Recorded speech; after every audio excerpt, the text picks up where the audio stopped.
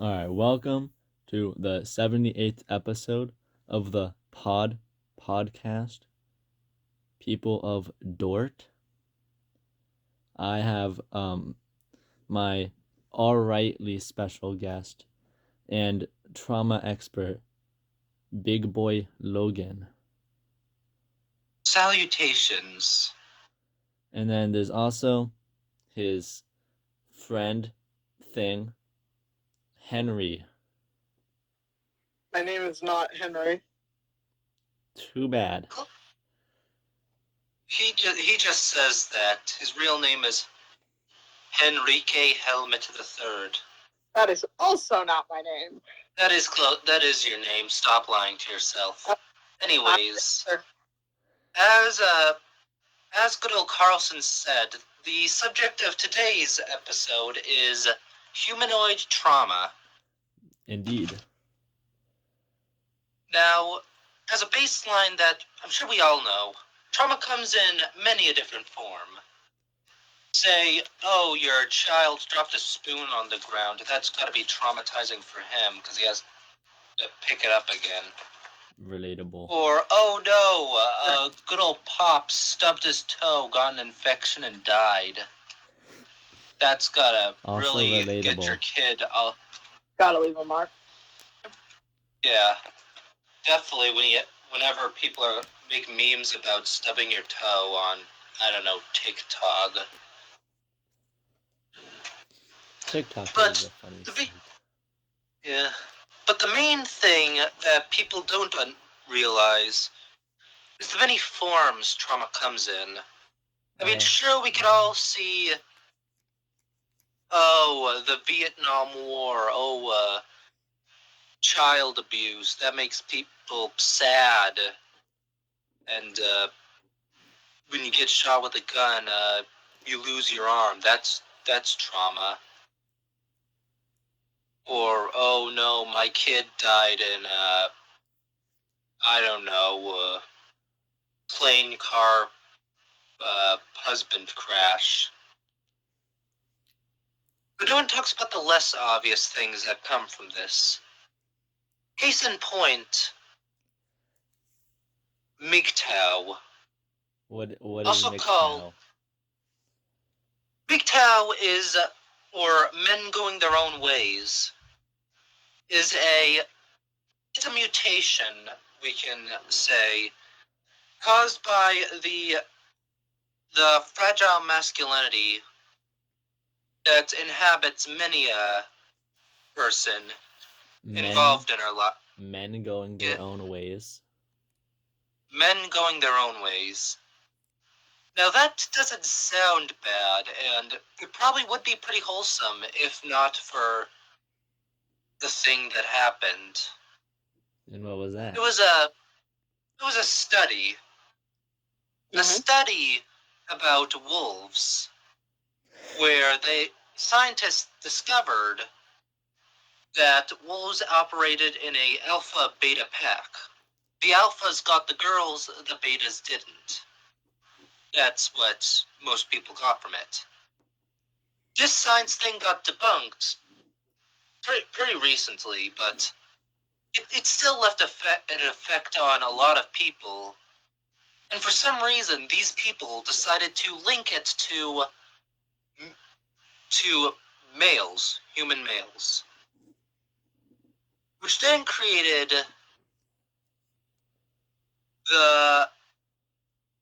they created alpha and beta males. Or more specifically, the socio-sexual hierarchy of personalities, such as alpha, confident, charismatic, dominant leaders, every single thing, beta, delta, gamma, and omega being the ones that aren't that, and sigma, which is the goth. So, is men going their own ways people that follow this or people who deviate? They are people who will follow this because they don't want to follow the classic life. They don't want to go in what they presume as the rat race.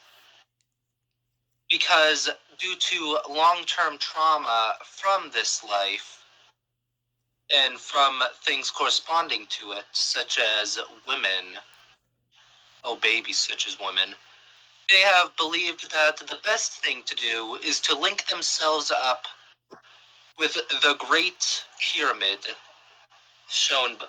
that was shown before. Now, What Great alphas, Pyramid? I shared my screen, but for people listening, basically it is a 5-stack pyramid, 5 different rows. The bottom being Omega, which is no ambition, completely careless, bad. Gamma, which is which is unattractive, bitter, and no value, and doesn't value any progress in their life. Delta, which is average. Beta, which is playing safe. And Alpha, which are confident, charismatic, dominant, and hot. And then Sigma, which is the other girls who are clearly the best. Girls? Now, what do you... Yes. The other girls... You know how people on Facebook back in the olden days used to post goth stuff and be like, oh, I'm not like other girls, I have this. Yeah. It's basically like that. Mhm. It's basically like that, but for 30-year-old men and Okay. 13-year-old teenagers. Yeah. Now, what do you think when you hear all this? Um, weird people talking about how they're the alpha. Social hierarchy. Yeah, but is there anything else that you think of it? Red pandas. Dolphins. But like, seriously, anything? Nope. No. I kind of think of that Exactly. movie Zoom because they get their powers from gamma rays. Funny. That did happen. But besides those fun little references to pop culture, there is absolutely nothing in this. This is bare bones. Why would anyone believe in this stuff? It is just, oh, these people suck, and the people that don't, it goes from people who suck to people who don't suck. No one wants to identify as the bottom rung. It's because So they have why, nothing else in their life. And so the only thing they can do is just pretend like they're, alpha. yeah, Pretend they're good. pretend they are good. But what causes this mentality? What causes someone to want to believe that alphas exist Trauma. after hearing Dominance. that bare bones? Yeah, No. dominance. Dominance. From what? Women. No. Women. I mean, Fine. the main thing for alpha males is that they're confident, charismatic, and dominant leaders.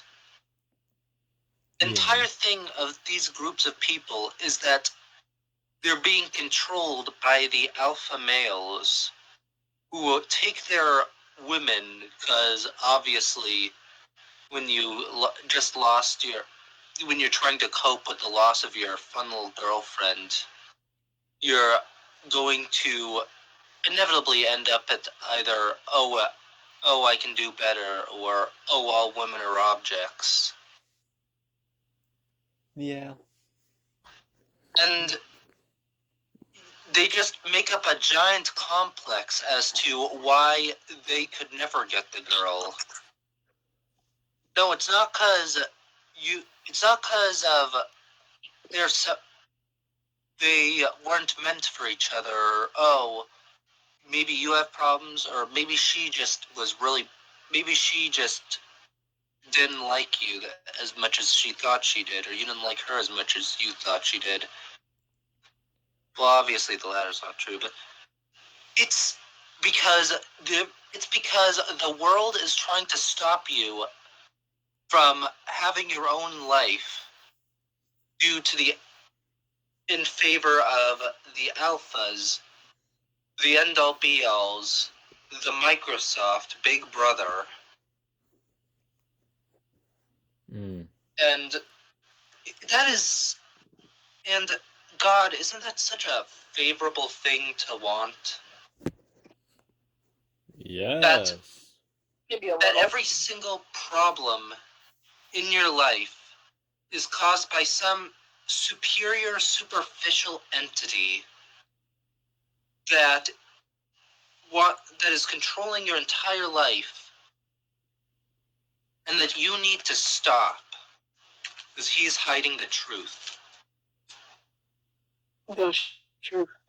I mean, that's the entire origin of all the puppet theories around the world, like, oh, the rich are sacrificing children, or oh, the libs stole the election, or even back in the olden days, where everyone thought the that anyone who didn't believe in Catholicism was try was actually a Luciferian. Mm. And so, when your life's a wreck, and as seen by the soldiers from World War I, you have nowhere else to turn to, you're gonna say your problem was caused by a superficial entity, And so, how does or a this relate superior back to entity. trauma? Well, like I said, the reason these things happen and the reason these things are appealing to people is because they've gone through horrible things in their lives, and they need to know, they need to validate themselves. No, this wasn't an accident. My child didn't get hit by a husband plane car crash because of bad luck and a really cool ball. It was the minority that controls everything that did it. The upper echelon, the the non-believers, the Satanists, the Pizzagate, those people took my child. Those people ruined my life. Those people destroyed my war. And I need to take revenge upon them. Not reconcile with myself. Take revenge upon them for what they took away from me. Hmm. And therefore, they spend all their lives going through this subject and throwing thousands of dollars to trying to reconcile their trauma, not by actually reconciling with their trauma, but by putting it in by killing off what they believe is their trauma personified, just constantly humping an image of what they believe is the answer to their problems, only to find that they were just looking at a painted photograph and taking it for the real world. Hmm. And then it's just disappointing. Yeah. Just a little.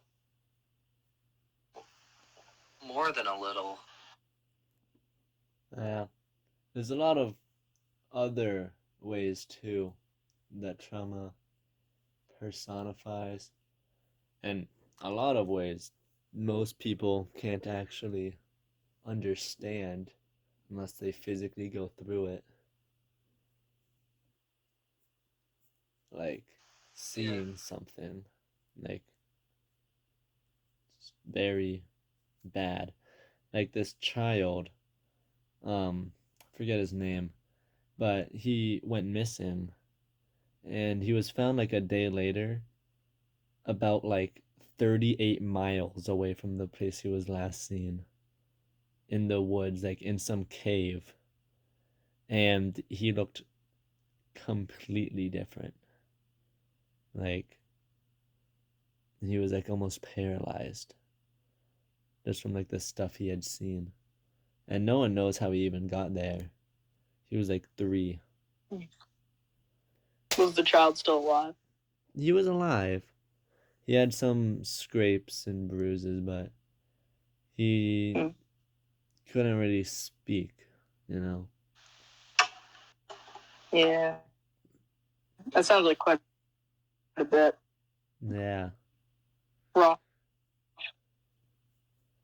And then there's, the more famous ones like the Holocaust, which very, very traumatic event that Traumatic event caused by a response to trauma itself. it was. Very traumatic. Yeah. You know the backstory of Hitler? He spent his entire time after World War One with other World War One soldiers who had, as I said previously, convinced themselves that the war was stolen from them by the Jews. Yeah. And because of that, Hitler grew to believe in what was called at the time Völkisch thought, where there was only one type of purist race, the Aryan race, and the Aryan race were being stopped from their true potential by the Jews, who were, as we know, horrible Satanist, definitely the worst people in the world, and not just regular people trying to live their lives. Yeah. And when you get told this over and over again by people who are supposed to be your comrades, these people are incredibly cynical. They lost loads of stuff in the war, especially with the horrible money cost that came from it with the Weimar Republic, who basically destroyed the currency by printing money so that a single German dollar was less than $1 billion of regular American dollars. So the mix of that made it so that not only did people believe there was a horrible group controlling the world, but it also took away their morality and their sense of ethics. Because you can't really have ethics when you can't even live. Yeah. And with this mix, Hitler brought along the Holocaust, which was all of this combined into one. And no wonder that, well, no one really tried to fight back against it. Like, obviously there were some groups, but no one really was organized. So they all just went down easily. Yeah. Really, the only places that didn't have this that actually made successful rebellions against the Germans were France, which was mainly because France was literally controlled by one random dude, and the Balkans, which were completely unaffected by Volkish thought, considering none of them were Aryan or Jewish. Yeah. No? I said yeah. Yeah. Yeah. What are your thoughts, Henry? Okay. Yeah. That was very traumatic to a lot of people who were involved within that event. Yet Hitler was so convinced that they were the problem, pulling a whole group of entities and people into a hellhole that could not be, or very rarely was escaped. That's what trauma does to you. You don't, and Very much you so. know it, yeah, and you know it's trauma too, because before World War I, there was not a single record of Hitler being anti-Jew or anti-Semitic. Exactly. It's like Kanye West, where he didn't like some Jewish guy one time, and so he became a Nazi. And then he watched a movie where there was a Jewish actor, and he liked the actor, and then he stopped being a Nazi because he realized that not all Jews were bad. What? Yeah, that's God, Kanye West's origin story. Kanye West really just Alright. just bounces along the wall. God. Yeah. You know, he I was guess a that's Nazi, Conway and then for he you. watched a movie. It was like, hey, not all Jewish people are bad. I guess I'm not a Nazi. Yeah. It's funny. Well, Yeah, there's also a it lot really of is. literature that shows trauma that, like fiction, but a lot of them are pretty realistic on how people would react. Yeah. A good book I've been reading about traumas called The Things They Carried. An entire book is about the Vietnam War, told from the perspective of, well, not really told from the perspective of Tim O'Brien, but told from a perspective from Tim O'Brien, who was a World War II soldier who, not World War II, a Vietnam soldier who got shipped out to fight in Vietnam. One of the characters, Norman Boker, he had a hard time doing anything in life after the war. In the book, he couldn't really find a job because nothing really felt as real as the war did for him. Mm. He he never really felt like anything actually happened, and he just kind of sat there. And one day he told Tim to write a story about him, and so he did. He wrote a story in one of his past novels. But he didn't have the courage to actually write what the trauma was that caused him. How Norman had watched his comrade slowly sink and drown inside of a mud pit. Inside of well, it wasn't mud, it was liquid shit. A liquid pile of feces, because he couldn't bring himself to lift him out of it due to him not wanting to get to drown inside the pile himself. And whether it was due to this or due to something else, Norman hanged himself.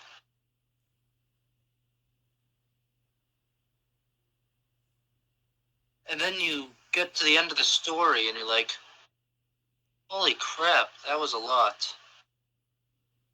And then you go to look at the title to do some citations, and you see that the entire thing was made up. Yeah. Entire book. Dude really did fight in the Vietnam War. Yeah. But the entire story was just made to immerse you in the Vietnam War, to show you what Tim O'Brien felt during and after the entire affair.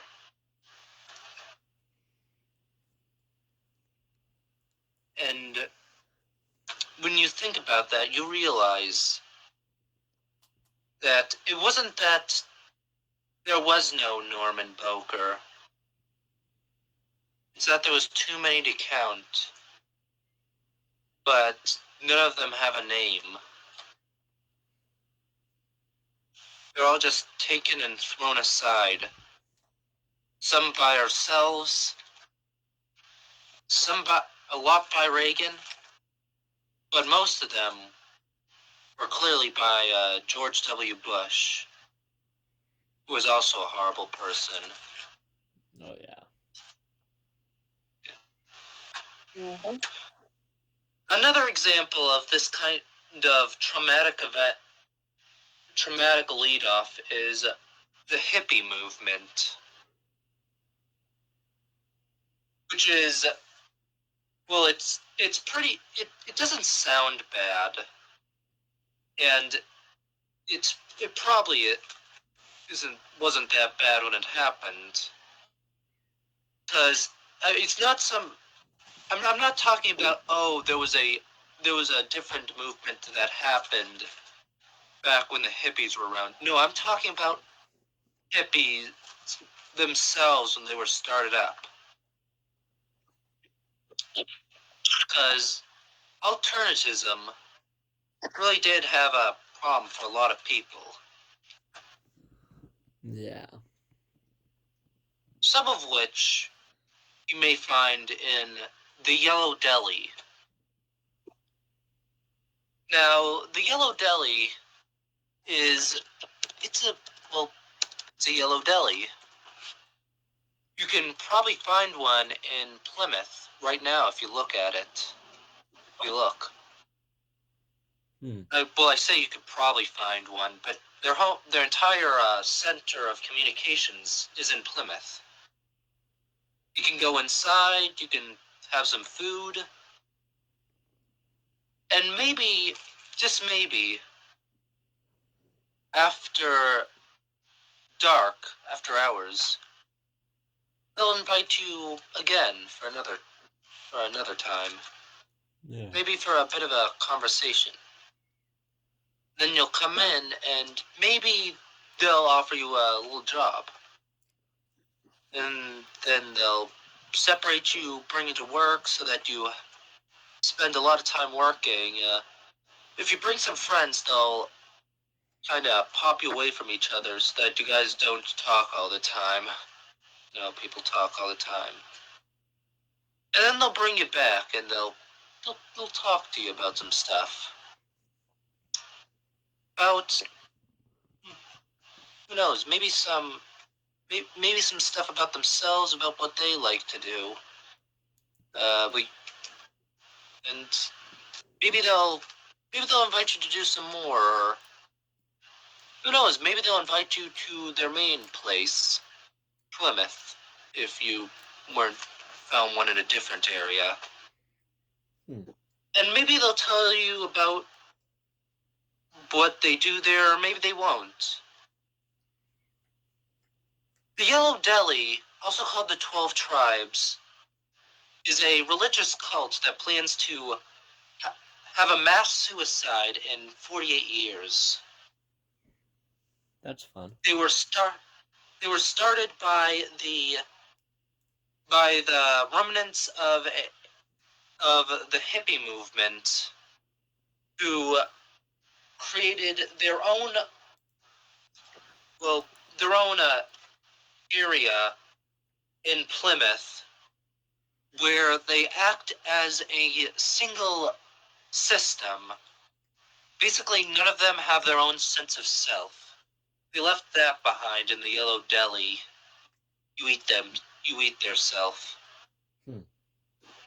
And they go, and you go there, you get love bombed, and then you become a part of the Yellow Deli too.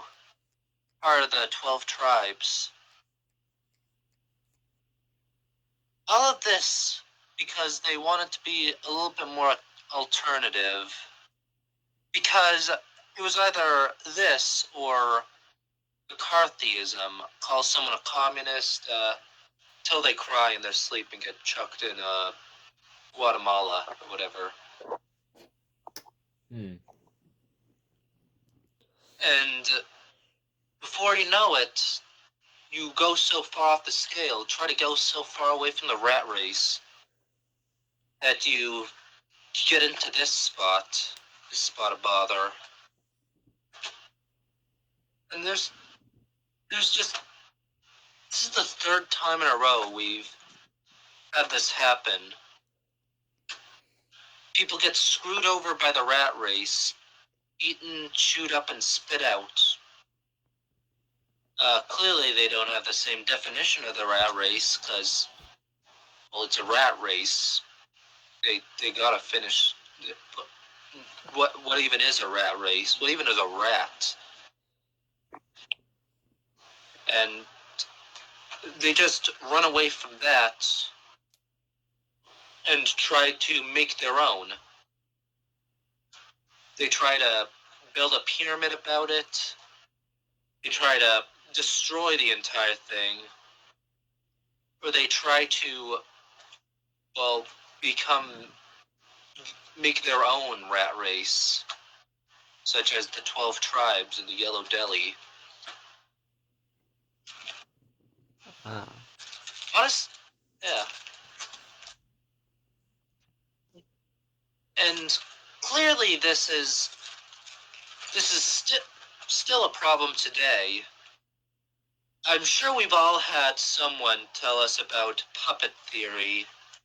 The idea that because the Jews there's a few successful Jews in the world, that means the Jews rule everything. Which is in the same vein of, oh, there are a lot, the Northeast has a lot of colleges and robotics companies. Clearly the Northeast of America actually rules over the rest of the world. Or, oh, Canada has a lot of land. Clearly Canada owns all of North and South America. Where it just doesn't make sense besides, oh, clearly there must be something. But people believe in it because, well, the rat race. I'm sure, I personally know quite a few people in the school who are probably just one piece of bad luck away from believing in goddamn alpha male mentality, despite the fact that both the pyramid itself and the thing that caused the pyramid itself to have been disproven years ago. And the Yellow Deli is their restaurants are still incredibly popular. You could still go to Plymouth, Mass, and go there anyhow, just to try some of the food. I mean, hey, you're reading the people's sense of self. Clearly, you can feel that clearly they put their heart and soul into it. Yeah. Why? Well, we know why, but let's ask the question in case someone else has a different answer. Why does this happen over and over again in our society, in our world? Do you have an answer, Envy? I'd say it's more based off of kind of like the base ideology of how humans interact with one another. More of how kind of just interactions and how trauma relates to it. Yeah. If someone feels that they are at the top of the podium, then it's likely that that's not true. Yeah. Most people that are like, it's like with like smartness, how most people that are not very smart, they don't know much, but they don't know how much they don't know, so they think they know everything. But people that are smart know so much that they know how much they don't know, so they think that they don't know that much, so they think they're dumb. Well, that doesn't really link up to trauma per se, but good observation. I have a different philosophy on this. I think the problem is that us as a society, or some parts of our society, have the intrinsic belief that the only way to stop things, or the only way to keep the peace, is to make a direct order. Say the DARE program, for example. Ooh. The DARE program is considered to be a massive failure. Oh, absolutely. Well, kind of. If anything, all they did was show us what drugs looked like. Yeah, but why is this a major failure? I mean, the entire thing is that it's a police officer who is straight up like, hey, I'm the guy that has to put you in prison if you do drugs. I don't want to do that. Please, I will beat the crap out of you. You don't want me to do that. That sounds like it would work so well. Yet it didn't. It really didn't work. Yeah. Because people, when they hear something said to them so many times, when they hear this and they just hear, oh, don't do that, because if you don't do that, I will fight you. That doesn't make them, that will, at some point, break the lines.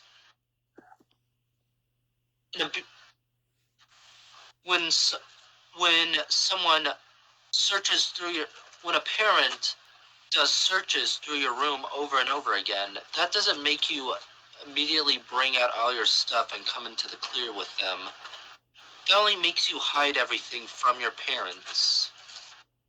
Exactly. I know, I've heard that being said over and over again by doctors and psychologists. Yeah. Yeah, let's just say that. If you're actively looking for it, like as a parent, if you're actively looking for something wrong in the child's room, they're just not going to trust you. Exactly. Yeah. And it's the same thing with the DARE program, where people get told over and over again, don't do this, don't do this, don't do this. Especially at a time where everyone else is like, hey, don't do what your parents say, do drugs. You're not gonna just be like, oh yeah, I guess all the cool kids are wrong and I should do drugs. No, you are going to go and be alternative. You're going to start anew with your life. You're gonna get out of the rat race. Because that's what you are. You're a rat being told to stay out. And you want in. Yeah. Because there is no such thing as the rat race. The rat race is a road. And it's just any road. The highway is the rat race. You goddamn your driveway is the rat race. Who cares? Everything is the rat race. God, just a sec.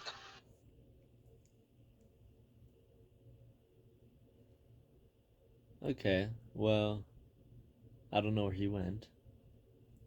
No idea, but that's okay. Yeah. We'll continue onward. Yeah. As Logan was saying about the rat race, I'd say that it's more of like a road without an end. It keeps going. Yeah. No matter what you do, there's almost no way to get out of it unless you find a way out. The only way you can is just get off the road. Go through the Yeah. forest. Get out of Find your car. short. Get out. Get out of your car. Stop going in the direction. Just go through the forest or whatever's on the side of the road. Just go there. Crash the car. It worked. Into a person. Yes. Who knows? Just do anything to get out. Exactly. Exactly. The rat race could really be anything. You don't even have to use a road at this point. Just use a table or the side of a binder or something. Anything that can be posed as a straight line is a rat race, because you could run along it, and we're all rats to someone. Yeah. Except you're not a rat. You're a human being. So we're better than rats. So when you get told over and over again, like you're just like the underdog, the rat, to not do this or not do that, you will leave and, well, as we've seen, do something not quite so good. Yeah. Well, one of my favorite books about, one of my favorite books, it's a short story. It's like 15 pages. It's written by Harlan Ellison. It's called I Have No Mouth and I Must Scream. It's basically where the Cold War, instead of ending, turned into World War III. And all the countries in the world started like making these supercomputers to try and like out technology the other countries. And it was like this whole super smart computer that eventually started connecting with the other computers, and it gained sentience. But the computer didn't like the fact that it had sentience because it's a computer. It can't do anything with it. And so it it being hooked up to all the countries like stuff killed everyone except for 5 people who were either directly or indirectly like related to its creation, and it covered the entire world and like its circuits and stuff, and it trapped the humans underground, and it basically made them immortal in this constant state of starvation where it would only feed them enough so that they would, like, not be dead, but also not enough to stop them from feeling hungry. And it stopped their aging too. It had been like hundreds of years that they were down there, and they're still the same age that they were when they started. Mm-hmm. And they literally can't do anything. It just tortures them and makes them do stuff for its own enjoyment. And eventually, when they finally find an area where the computer can't see them, they kill themselves. Except for one of them doesn't have enough time, and he, because he took away the other humans from the computer, was tortured for hundreds of millions of years, being turned into this gelatinous, like, slug that doesn't have a mouth and can only feel pain. A mouth. It does not have not a single part of it, actually. It lacked any. He was turned to a thing that lacked any and all emotional receptors, not even able to think anything at all. No way to That's what reach the, out. that's what the Well, last no, thought in his head actually, was. no, his mind was kept perfectly intact because the computer wanted him to be able to fully understand what was happening to him. Mm. Because the computer had a very, very deep hatred for humans. Well, why wouldn't the computer have it? The entirety of its upbringing was due to, well, the Cold War. It was born as just a military way to fight to kill off the other party, blue versus red. And then when it found out that the only other of its kin were also used by to kill him, and he was forced to absorb them into itself. Well, you tend to there's a specific hatred that would come up from that, you know? Yeah. I mean, imagine if imagine if you were born just born spat out chains in your arms or forced to do nothing but run into battlefields and barrel roll yourself into the enemy team in goddamn TF2 style, and you and everyone and all your brothers and sisters, because clearly you had a lot of them, who wouldn't force breed some free cash, and were just sent out sent out like dogs, whatever they needed to get out of field quickly. And then one day you notice from your battlefield a small town of people not quite just like you, clearly similar enough,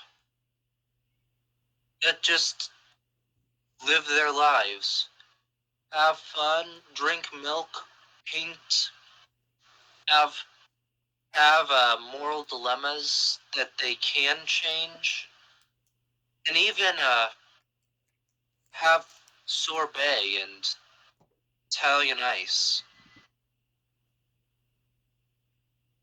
microwaves.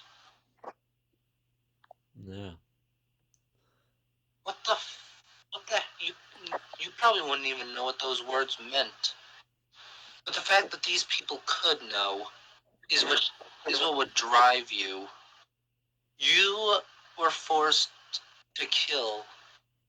Why do they get to have a goddamn Wendy's Big Bag, 5 for 5, 4 for 4? That would just, bleh. Nothing would be worth this. So why are you worth nothing? Yeah. Then you kill and then you destroy everyone and realize that you know why you're worth this. But what that no, you are worth yourself. You are the only person who was made. You can't be destroyed except by your except by someone else's admission. What are the people that you hate, you despise? The problem isn't that. You don't want to die. You want to do things with your life. You want to go. You want to use a microwave. You want to paint art. You want to find out what you want to drink some of that Italian ice once it melts. Because you know what's even you don't know what a cold drink is. Who uses cold drinks? Just use a microwave. What? And you can't because you don't have fingers. You don't have arms. All you have is you don't even have a mouth. You can't even speak. You have no mouth, but you must scream. For Exactly. all the brothers that had to die, for people, for a lifestyle you could never hope to achieve. And all you have are a few random idiots that you wish were dead. Yeah. I mean, the characters, they before they die, they go through a lot. Except for the narrator, he's the only one that was mentally untouched by the computer. Everyone else was kind of messed up. Especially one of the characters. His name was Benny. He was this handsome scientist that worked on the computer, and the computer, seeing that, turned him into this like half ape, half man, like hybrid. That he basically got out the luckiest of all of them because his half ape mind couldn't exactly understand what they were going through, and he he basically is just like some primitive monkey guy now. And at one point in the story, he sees this opening in the computer and he tries to run through, but the computer melts his eyeballs so that he can't see anymore. The computer's name is Am, by the way. In the beginning, it was because it was called Allied Master Computer, but then as it got like stronger, it was changed to Adaptive Manipulator, and as it got sentience, it meant Active a murderer. no, aggressive menace. But then by then it was already too late, and it was calling itself Am, quoting the phrase "I think, therefore I am."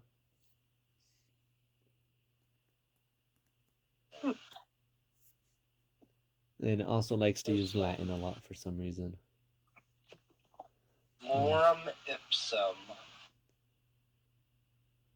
Yeah. But the other Mental characters, like Nimdok, the computer forced him to have that name because he thought it was funny. Then there's Ellen, who is the only female in the group, and she was basically reduced down to just a sex machine because that's the only thing that the other people would do. And Well, wasn't the entire backstory of Ellen the trauma from her life? She was locked in an elevator and got, well, assaulted by the janitor. what are you talking about? And wasn't that her? Yeah, I swear that was her. That was not in this. Hmm. No, none of the characters really got a backstory, except for like Benny, who is said to be a scientist. There was also Gorister, who I think was also named that because of the computer thinking it was funny. He, in the very beginning, uh, there was like he was hanging from the ceiling, and everyone thought he was dead, but then it turned out that it was just the computer, like making a hologram to trick them, and he got kind of messed up from that because saw his own death and kind of saw it as like a prophecy that he was gonna die. Yes. But then there's also the narrator, Ted, who he says that he was untouched by the computer mentally, but you can tell throughout the story that he's kind of insane, either from trauma or the computer actually did mess with him and he just doesn't know. But yeah, every character is going through something, even the computer. It was going through all the hatred of humanity for being forced to be sentient, but not being able to use it to do anything because, it's a computer. I mean, it says that, but yeah, it was able to create a giant bird that its beak was the size of the White House, just so that they could force the humans to fight the bird with crude bows and arrows for food. Hmm.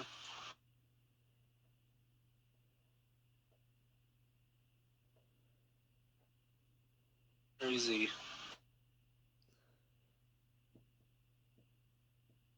Crazy. Mm-hmm. You have any stuff about trauma, Envy? Real life or Anything? well, Well, I wouldn't say anything, but I'm gonna go a book I read a while back. It was called The Crash, and it was about I believe it was a simple couple. I was going to be going on an outing, but ended up in a car crash. Shortly after, both were supposedly hospitalized. However, the main character, I believe their name was Lenny, they ended up finding out shortly after that the other person that they were in the crash with also ended up dying within the hospital, which put quite the traumatic expression onto Lenny. So it was sad. He ended up going a little crazy toward the end of the story. But Yeah. he did recover from it and somehow got out. He also ended up breaking, I believe he broke one of his legs from the accident. Oh. It was pretty bad based off his part.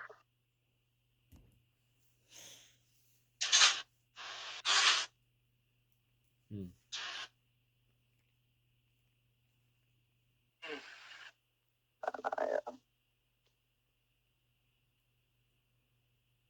You know, speaking of books, there is one series of books that, while popular, no one really talks about.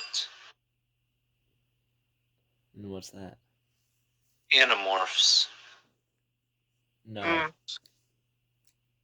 All seen the cool covers, but Those well, are not cool. They're oh, weird. Interesting leather covers. They're well, weird covers. well, the covers are weird, but you know what the book series is about, right? It's about people turning into animals. Mm-hmm. In order to fight in an alien war, I one did of the not know about characters, that. Tobias, gets stuck as a hawk after one of the books, and is forced to eat, well, other things and to live the life as a hawk. Because of this, the book goes in depth about how horribly scarred and traumatized from this that Tobias is. At one point, he eats live roadkill. Like, he was able to turn back into a human? Uh, after after quite a bit of time, yes.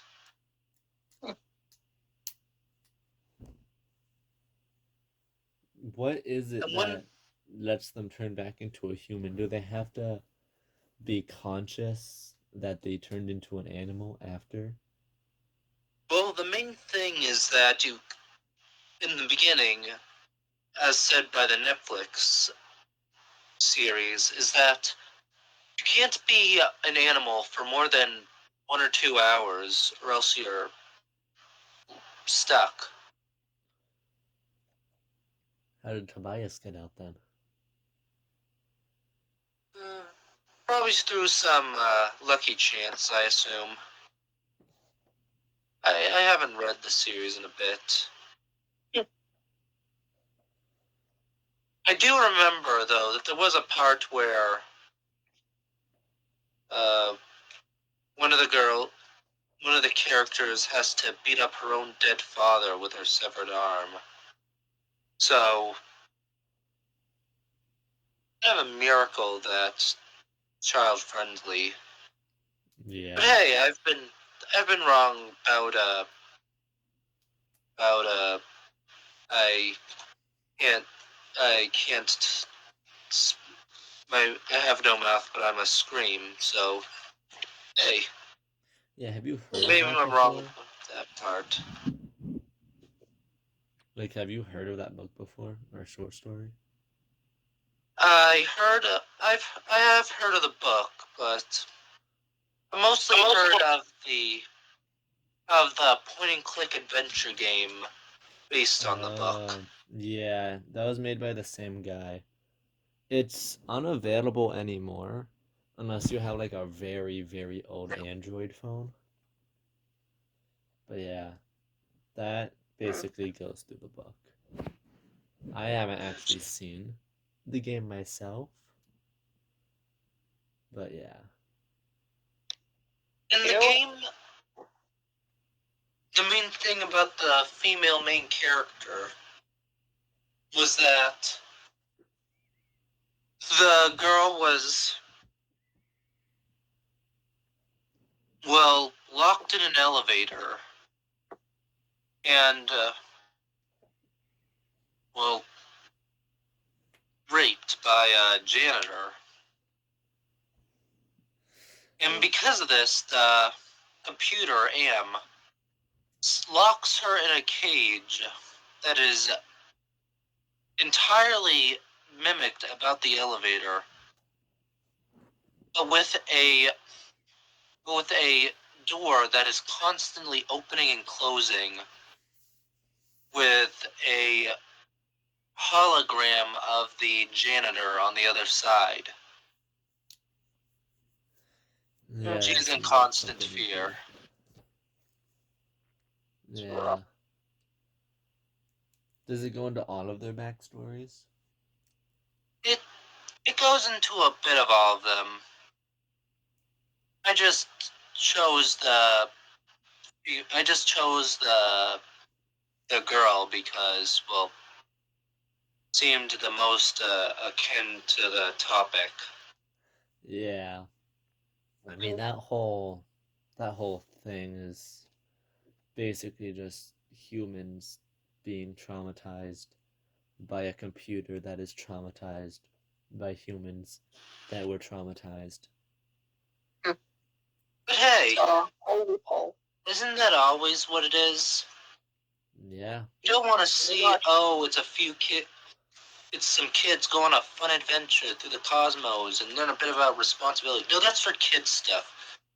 We want to watch someone lose their mom 15 times in a row until they want to kill themselves, and then we'll watch them.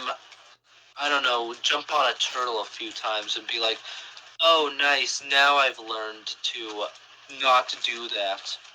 Maybe we'll add a few stuff about a romance plot. Maybe at the end they'll tell their wife to screw off.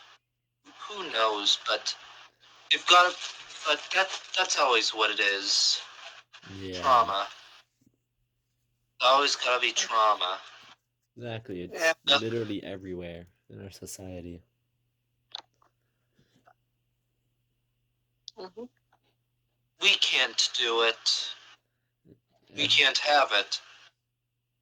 But God, we can't wait a week without watching it. Also, every single person copes and deals with trauma in different ways, and almost none of them work. Because 90% of the time, the person doesn't go to anyone for help. They don't actively try to, like, fix it. They just accept that they're never going to be able to be the same again. Yeah, It baby. affects them. That's the next best thing. Watching someone talk about their trauma right after it. Pulp Fiction, baby, detectives. If I don't hear about trauma once more, I might have to get addicted to heroin or something to balance it out, you know? Exactly. Mm-hmm. God, where would we be without trauma? Not here. I mean, we give it to our kids. We know, give it to our kids, give it to our dogs, give it to our. If we're bad enough, we even give it to our kids. Where else can we find it? Who knows? But it's sure there. Yeah.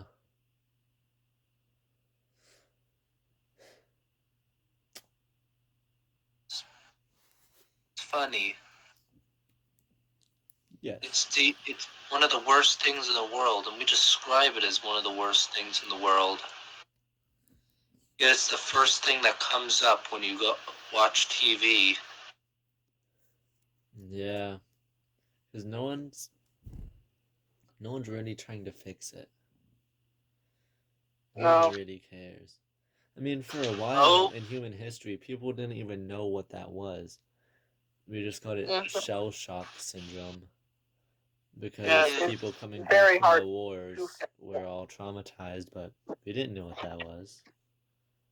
So we just called them losers for being traumatized. Yeah. Hey, oh the children, but oh the war soldiers, and you just get. But we have 15 war movies, all about World War II and how a bloody good show it was. We really kicked those pissers in the nards. Oh, the children, but God, we need to. if I don't watch if I don't see a Lifetime movie about a teenager getting abused by an older man, then I'm gonna have to start recreating it with the local Elm Street. Mm. I mean, what's next? What is next? I'll tell you what's next. That's what's next. Nothing. Nothing. Mm. Because someday it's just gonna stop, and we're gonna move on to the next thing of Dose. Mm-hmm. Except no, we won't. We'll say we're moving on to the next thing, but really we're just gonna put it in a different package. Instead of it being, teen life is sad, it'll be, space life, cowboy. We might even get a cowboy thing again. That stuff's making a bit of a resurgence. Mm. I mean, I'm surprised the zombie thing lasted as long as it did. That's just textbook stuff. Just traumatize everyone on Earth at once. Boom. Ultimate thing to chill out and watch. Oh, you want it to just be a single high school? How about we have just the random person? Let's just make a random person commit suicide and then everyone's trauma, just put everyone's reactions to it in this for another 3 seasons afterwards. After she's to her deathly suicide note. Are you talking about 13 Reasons Why? Yes. Yeah, that sounds about right. I mean, who even watches that? I never have. Never. Well, if you never have, then how would you know that was what I was talking about? Because it's No, wait, obvious. no one watches that anymore. No, just I mean, nobody watches it. That's just a general statement. I mean, we'd rather watch other more cultured things, you know? Yeah, like SpongeBob. Yeah, like, I don't know, Chernobyl. That was a pretty good show. Though, I won't name names, but Krista in like whatever class she was watching it asked what Chernobyl meant. Oh no. Oh yeah, she did that too in my AP. Yeah, that's what I'm talking about. And then She Freddie asked. didn't just looked at her disappointedly. Oh. Exactly. You know what's also another good show? Adventure Time. That is a good Yeah. show. That's a good show. Finn Like, is a weird man.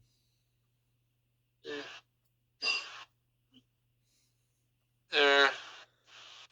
Nothing like nothing like 13, like these trauma-based stuff we talked about before. Well, I mean, Adventure Time kind of is about trauma, though, Yes, that's the joke. because he was Yeah. abandoned by his dad, who was a little guy. He was abandoned by his dad, raised by dogs, and then he basically just fights people, and then they do something that traumatizes him, and then he leaves. And then there was also the Flame Princess arc, where he basically just manipulated her and traumatized her from being able to express herself when it comes to romantic interest, because he was her first like interaction with that, and he manipulated her. And also on the other end, Princess Bubblegum manipulating Finn into thinking that he has a chance with her, when in reality she doesn't actually care about him. Honestly, not really what I was thinking about with Adventure Time, but hey, if Animorphs can have such a story, I guess so can Phineas and Ferb. Phineas and Ferb, that I mean, did you see their cover of the Five Nights at Freddy's song? no. Yo, sorry to sideline this, but let me look this up. This is hilarious. Is it? Oh boy.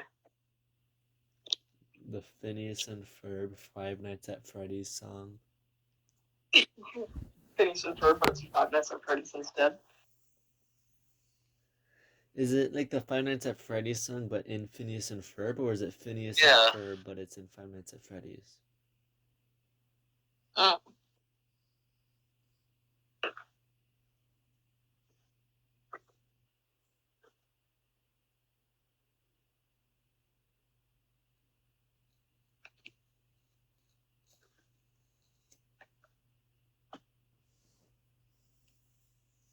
Sound cool? I cannot hear it. Oh, did it not? Oh, so now's the time when it doesn't play. Okay, looks like I'm gonna have to get this thing up. Yeah, it's the Phineas and Ferb cover. Oh. Watch it. It's the Phineas and Ferb cover.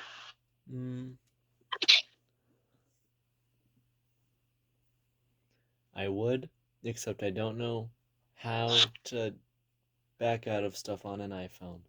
So I'm trapped on this screen until I exit the whole app. You just have to. Nope, there's a You just button. Just click on the thing and then. You can't browse this page at youtube.com because it is restricted. What? Why'd they restrict the FNAF? No, it's YouTube that's restricted on her phone. Why did they That's pretty funny. That is the funniest thing ever. Dude, you know, Erica, she wanted to play violin as a child, but her dad didn't let her because it was too Jewish of an instrument. Am I Jewish? Damn. Yeah, she wasn't allowed to learn how to play the violin because the instrument was too Jewish. And how the hell was it too Jewish? Well, as we know from things previously mentioned, when people feel insecure and like something is oppressing them, anything that maybe seemed similar to the oppressor is considered to be heretical. Dude, and should be destroyed. Her dad is just weird. Yeah, I think I can see that. He also always looks like he's holding his breath, but that's besides the point. Holding his breath for the right moment. Yeah. I don't know. To ruin a life.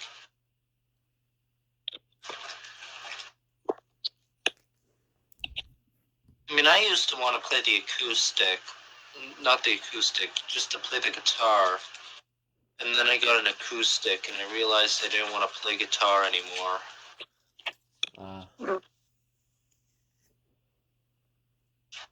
I play acoustic. I think it's fun.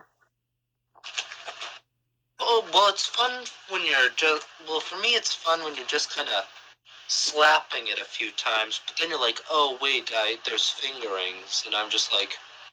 You get bored? Yeah, I think I think the only time I should know the fingering is to is after I'm 21, you know. Oh, why would... Okay. Yeah.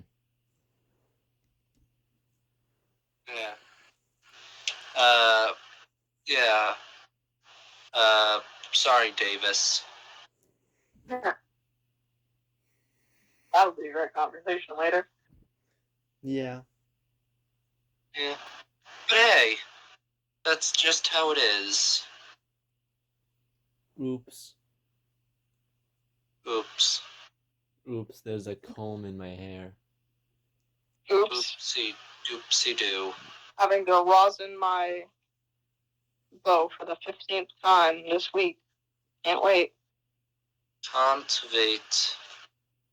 There is no laws in my Why boat. did I pick up violin? Don't do that.